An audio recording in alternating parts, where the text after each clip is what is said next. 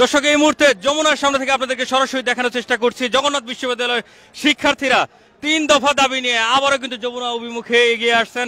ইতিমধ্যে আমরা দেখছি যে আইন শৃঙ্খলা রক্ষাকারী বাহিনীর যে সকল সদস্যরা রয়েছেন, অর্থাৎ পুলিশের সদস্যরা এগিয়ে আসছেন এবং তাদেরকে তোপের মুখে ফেলেছেন এবং আমরা দেখছি যে শিক্ষার্থীরা কিন্তু ধীরে ধীরে এগিয়ে আসছেন যমুনা অভিমুখে। উত্তাল রয়েছে যমুনা অভিমুখের যে প্রবেশ গেট রয়েছে, এখানে থমথমে পরিবেশ বিরাজ করছে পুরো যমুনার যে রাস্তা রয়েছে সেই রাস্তা জুড়ে। আপনাদেরকে দেখানোর চেষ্টা করছি শিক্ষার্থীরা কিন্তু আবারও চলে এসেছেন যমুনা অভিমুখে যে প্রবেশ রাস্তাটি রয়েছে সেখানে। কিছুক্ষণ আগে শিক্ষার্থীরা যখন এই যমুনা অভিমুখে রওনা হয়েছিলেন তখন তাদেরকে ছত্রভঙ্গ করে দেওয়া হয় এবং তারা খানিকটা পিছনে সরে যান এবং আমরা দেখছি যে আবারও কিন্তু তারা চলে এসেছেন সেই যমুনা অভিমুখে যে প্রবেশ রাস্তাটি রয়েছে সেখানে।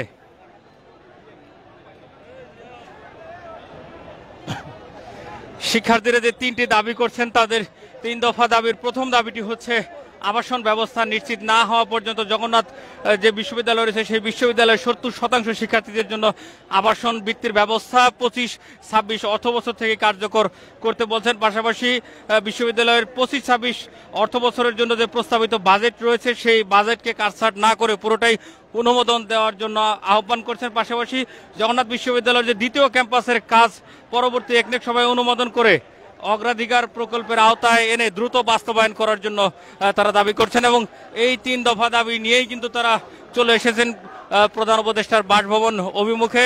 তারা গতকাল কিন্তু ঘোষণা দিয়েছিলেন যে তাদের 3 দফা দাবি নিয়ে তারা লং মার্চ টু যমুনা করবেন এবং এই মুহূর্তে আমরা দেখছি যে শিক্ষার্থীরা কিন্তু যমুনা অভিমুখে চলে এসেছেন।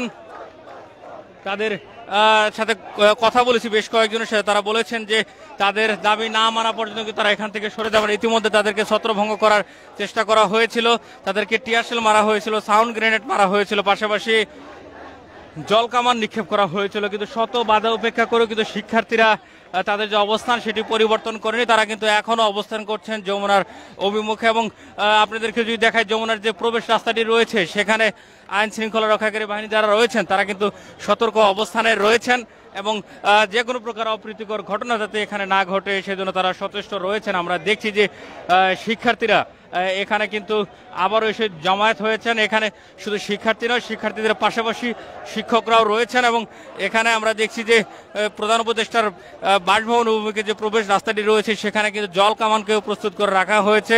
পাশাপাশি পুলিশ বেশ সতর্ক অবস্থানে রয়েছে এবং আমরা দেখছি যে এখানে শিক্ষার্থীরা কিন্তু ধীরে ধীরে এগিয়ে আসছে।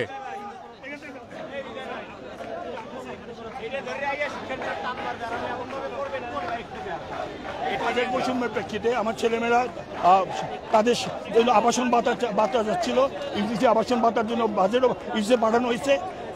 ইউজিসির পক্ষে সেটা পাস করা সম্ভব হচ্ছে না আমলাতান্ত্রিকতার জন্য, কারণ আমরা নির্বিষ বাজেট দিচ্ছে না, আমরা ট্রেডিশনাল বাজেট দিচ্ছে। ট্রেডিশনাল বাজেট দিয়ে এখন আর চলবে না। ঢাকা বিশ্ববিদ্যালয় 900 কোটি টাকা দিয়ে চলবে আর জগন্নাথ বিশ্ববিদ্যালয় 150 কোটি টাকা দিচ্ছে, এটা হইতে পারে না। আমরা 300 কোটি টাকার বাজেট দিচ্ছি, আমরা আমাদের ছেলেমেয়েদের কথা হচ্ছে ওই বাজেট পরিপূর্ণ করতে হবে, আমার বাচ্চাদের আবাসন ভাতা দিতে হবে, আমার বাচ্চাদের হলের ব্যবস্থা করতে দ্রুত, যাতে তারা অন্তত কিছু না অন্তত থাকার একটা মাথা গুঁজে একটা জায়গায় পায়।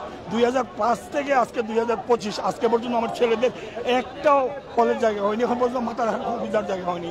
এই যে বৈষম্য, ঢাকা বিশ্ববিদ্যালয়, কবি নজরুল বিশ্ববিদ্যালয়, কুমিল্লা বিশ্ববিদ্যালয় একাধারে একটার পর একটা হচ্ছে, জগন্নাথ হয়নি।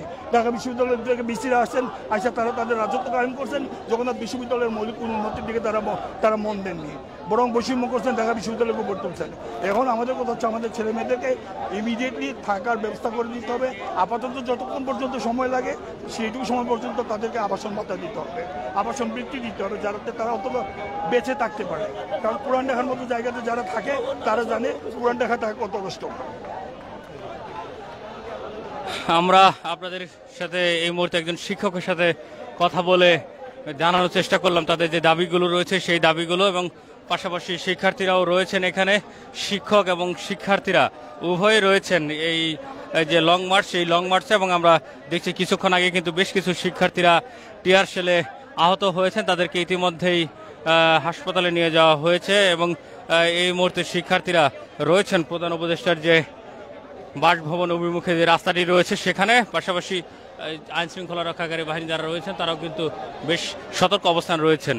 তো এই ছিল সর্বশেষ পরিস্থিতি, আপনাদেরকে যমুনা থেকে দেখানোর চেষ্টা করছিলাম যে 3 দফা দাবিতে জগন্নাথ বিশ্ববিদ্যালয়ের শিক্ষার্থীরা যে লং মার্চ করছেন সেই লং মার্চের সর্বশেষ পরিস্থিতি।